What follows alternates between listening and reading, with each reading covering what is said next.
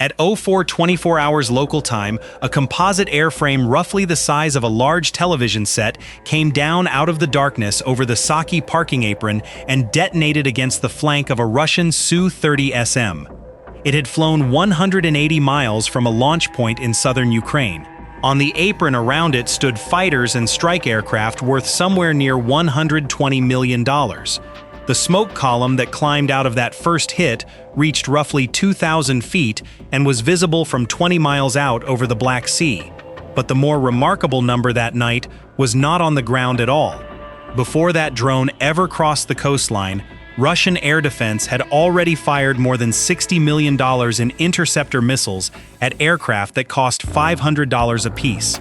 Saki is a naval aviation base on the Crimean Peninsula, and that week it was absorbing what other airfields could no longer hold. Strikes elsewhere on the peninsula had forced a redistribution. Aircraft were moving in, not all at once, but in twos and threes, across several evenings, each arrival logged by someone who was not Russian. Because the thing about reinforcement is that it is visible.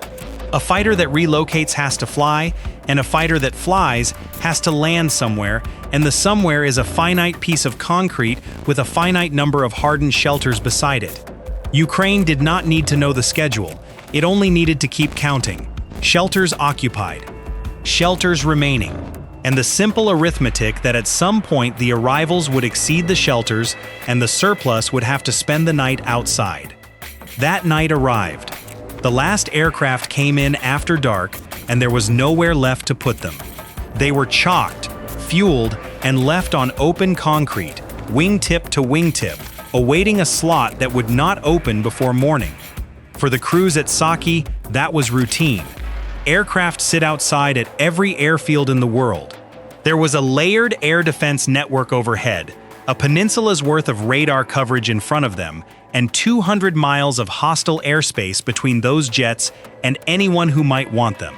On paper, the safest place for a fighter in Crimea was directly beneath the guns of Crimea.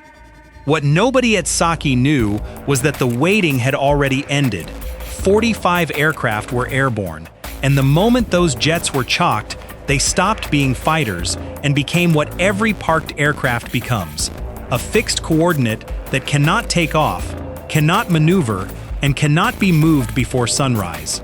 The first system that had to make a decision was the S-350, Russia's modern medium-range air defense system and the outer ring for this stretch of coastline. On paper, it is formidable. Its 9M96E2 interceptor weighs around 850 pounds, flies at better than Mach 5, and each launcher holds 12 of them. The battery covering this approach had 4 launchers ready, 48 missiles pointed north. More than 40 contacts appeared inside the first 12 minutes. Some burned brightly on the display. Strong, stable returns, holding altitude, holding spacing, moving in disciplined formation. Others flickered at the edge of detection and vanished again. Under doctrine, the answer was not ambiguous. Engage the strongest returns first. But Russian air defense prioritizes by radar return, and that is a rule the other side can read. A corner-reflector, a shaped piece of metal weighing almost nothing, bolted to a cheap composite airframe, makes that airframe look, on a screen, like an inbound cruise missile. Think of a fire alarm that can only measure how loudly something is screaming, not how hot it is. It will always send help to the loudest room in the building, even when the screaming is coming from someone who is perfectly fine and doing it on purpose. 16 of those 45 aircraft were screaming. 29 were not. Here is where a system designed never to miss anything runs into its own logic. A system built to miss nothing is also a system that cannot choose to ignore. There is no control on that console labeled "disregard this contact." No procedure for a crew to look at the largest, fastest, most missile-shaped object on their screen and decide it isn't worth an interceptor. Every incentive in the doctrine points the same direction. Shoot the big one. Ukraine did not defeat that logic. Ukraine fed it. In the first 9 minutes, 16 missiles left those launchers. They destroyed 10 drones. Every one of those 10 was a decoy, a composite airframe with a reflector bolted to it and no warhead inside, built for the sole purpose of being shot down. $2 million of interceptor, roughly, for $500 of airframe, 10 times over. And in those 9 minutes, 29 other aircraft covered 15 miles at an altitude of 180 feet. Down there, their returns dissolved into everything the radar was already ignoring: ground, buildings, tree lines, power lines. On the display, they did not look like an attack. They looked like the noise the operators had been trained their entire careers to filter out. Then someone in the Russian chain of command did the arithmetic and found that it did not close. 16 large contacts detected, 10 destroyed, 4 still tracked. That accounted for 14, but the display was also showing small, intermittent tracks written off as clutter, and clutter has habits. Clutter does not hold a heading, clutter does not stay inside a corridor, and clutter does not drift steadily, all together, toward the same peninsula. The order to retask the tracking went out at once. It could not be fully obeyed. 4 decoys were still airborne, and no one could tell which were empty shells and which might be carrying 400 pounds of explosive to the base behind them. Guessing wrong on that question was not survivable, so the radar split its attention and gave each half of the problem less than the problem required. 12 minutes passed before the second layer was properly understood as an attack. 12 minutes sounds like an administrative delay. At 100 miles per hour, it is 26 miles of ground, the exact 26 miles separating those drones from the layer that had just spent its opening salvo on decoys. The real formation slipped through the first interception zone, dropped lower, and reformed. Ahead of them, the peninsula was waiting, and the Russians were about to stop trying to shoot the swarm down and start trying to make it lose its way instead. 10 minutes into the airspace over Crimea, the telemetry began coming apart. Video feeds froze. Coordinate updates slowed, then stopped. The primary link went silent, and the backup channel did not answer either. What had closed that door was a Krasuka 4, a mobile electronic warfare complex handed target bearings by the radar network, aiming its jamming directly at the data channels the swarm was using. It never needed to take control of anything. It only needed to make the voice from Ukraine quieter than the static around it. The aircraft did what they had been built to do without being told.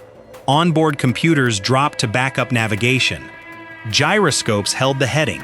A downward-facing camera matched roads and coastlines against a terrain library stored in memory. It works, but it decays. Inertial navigation does not know where it is. It only knows how far it has come since the last time it was certain. A heading error of 0.2 degrees, held for an hour, walks an aircraft more than 2,000 feet sideways without ever feeling wrong. And then, several minutes later, the satellite signal came back. It came back strong, stable, updating several times a second, cleaner than before the jamming ever started. The onboard computers took the gift and did the responsible thing with it. They used the fresh fix to correct all the drift the inertial system had quietly accumulated. According to those coordinates, the formation had wandered east. So the formation banked west, together, to get back on course. The satellites had nothing to do with it. A Russian electronic warfare system near the approach to the base was broadcasting a false constellation. Not noise, not jamming, but a complete and confident lie. This is the more dangerous form of the attack, because a jammer only takes the map away from you. A forger hands you a new one, correctly folded, with your position marked on it in ink. 2 drones on the outer edge went first. They corrected west, then west again, a few hundred feet becoming half a mile, becoming more, until their course was carrying them out over the Black Sea toward nothing at all. Russia had removed 2 aircraft from the raid without firing a shot. What saved the rest was a camera looking at the ground. A drone near the center of the formation photographed a railway line passing directly beneath it, then a wide curve, then a cluster of lakes, then the coast. According to the satellite coordinates, all of that was supposed to be several miles east. The computer checked the images against the terrain library and found a mismatch. It checked again, 3rd mismatch, and a rule written into the software long before takeoff executed itself. When satellite data repeatedly disagrees with what the terrain actually looks like, the satellite comes out of the navigation chain. The receiver kept reporting a perfect signal. The aircraft simply stopped believing it, fell back to inertial and camera, recalculated its true position from the railway and the lakes and the shoreline, and banked south. The others reached the same conclusion one after another. One saw a highway interchange arrive earlier than it should have. Another found the coastline on the wrong side entirely. The two already pulled out over the water were too far gone to rejoin. The false signal could rewrite every coordinate on the screen. It could not rewrite the ground underneath. 25 aircraft tightened up, came down to about 150 feet and kept going. But the Krasuka 4 had learned their number, their altitude, and their speed, and had passed all three to an S-400 battery sitting directly across their path. The S-400 got 8 of them, then stopped shooting. Not because it had lost the swarm, but because the drones activated their electronic countermeasures and turned 17 contacts into hundreds, and no battery commander spends $2 million a shot at a screen he no longer trusts. The swarm walked through the gap that hesitation opened. By 15 miles out, the modules were draining. The ghosts collapsed back into 17 honest tracks, flying close to the ground, and the last thing between them and the apron was a pair of Pantsir S-1s. The Pantsir is point defense, the system that guards the thing itself. 12 57 E6 missiles per vehicle and two 30mm autocannons, putting out close to 5,000 rounds a minute between them. At this range, it is not really an air defense system anymore. It is a wall. 4 missiles left the tubes, 4 drones came apart, 13 kept coming. And then the formation stopped flying straight. A gun like that does not shoot at a target, it shoots at where the target is going to be. A predicted point, computed from heading and speed and time of flight, sitting a second or two into the future. It is a beautiful piece of engineering, and it works perfectly against anything that behaves. Think of throwing a ball to where a running man will be. Flawless, right up until the man stops running in a straight line. The drones dropped lower and began turning. Left, right, left again. Every turn invalidated the solution. Every recomputation cost 2 seconds, and in 2 seconds the aircraft had already slid out of the box. The next salvo took 2. 2 more missiles went past. One target vanished behind a tree line. Another surfaced where the prediction had not allowed for. Then the turrets came down flat and the corridor filled with 30mm fire. The first drone was cut in half in the air. The second took hits in the tail, held together a few more seconds, and went down short of the perimeter, which left Ukraine with a simpler problem than it had faced all night. Not the S-400, not the jamming, not the false satellites. 2 vehicles, and as long as those 2 were alive, everything entering this corridor was just queuing up to be shot. So 2 drones climbed to 2,000 feet and made themselves impossible to ignore. Both turrets swung upward. To the crews, it looked like a mistake. 2 aircraft leaving the ground clutter and stepping into clean air. They were not there to survive. They were there to be looked at. While the radars were aimed at the sky, 2 more drones broke low off the formation, one curving east, one curving west, and neither of them was heading for the runway. They were heading for the Pantsirs.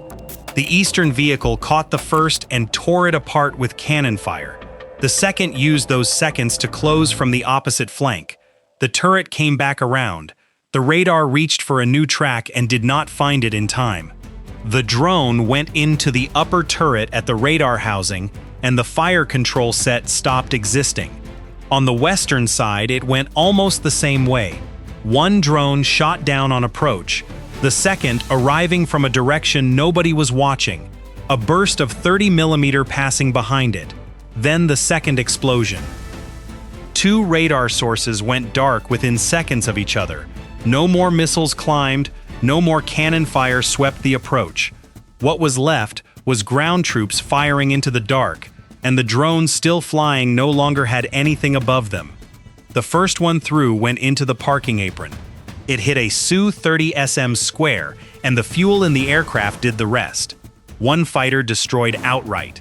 A second alongside it badly damaged, each worth somewhere between $35 and $50 million. Those 2 airframes alone were worth more than every drone Ukraine put in the air that night, combined. 2 more came down among the Su-24s, and aircraft that can outmaneuver a missile in flight are, on concrete, simply metal shapes that do not move. The last one did not go for the aircraft at all. It went for the aviation weapons depot behind the blast walls. A low, unremarkable structure holding bombs, missiles, and aircraft ammunition. It dove into the storage area. 1 explosion, then a second, and then the building began taking itself apart from the inside as the ordnance started cooking off in sequence. By the time the shooting stopped, 1 Su-30SM destroyed, 1 heavily damaged, 3 Su-24s hit, the weapons depot burning, and 2 Pantsir S-1 vehicles blinded. Militarily, that is a bad night. Strategically, it is something worse, and the aircraft are not really the point. Look at what the defense actually spent. Interceptors at roughly $2 million each, fired at composite airframes costing $500. An electronic warfare complex, a false satellite constellation, an S-400 battery, and 2-point defense vehicles. All of it committed, most of it correctly, against a swarm largely built to be shot at. Russia's air defenses did not malfunction over Crimea that night. They performed exactly to specification. That was the vulnerability. A system that must engage the largest return every time, can be told what the largest return is going to be, and then made to spend real money on it until the magazine runs dry. You do not have to beat a wall like that. You only have to make it swing. And the arithmetic does not improve with repetition. Every night like this thins the interceptor stockpile protecting a peninsula, and nobody ever has to hit the stockpile. If you find these breakdowns of how drones, electronic warfare, and air defense collide worth your time, subscribe. There is a new one every week. And the question worth arguing about in the comments, if you had been the battery commander that night, watching 16 contacts that looked exactly like cruise missiles closing on a base you were responsible for, would you have had the nerve to let them fly past?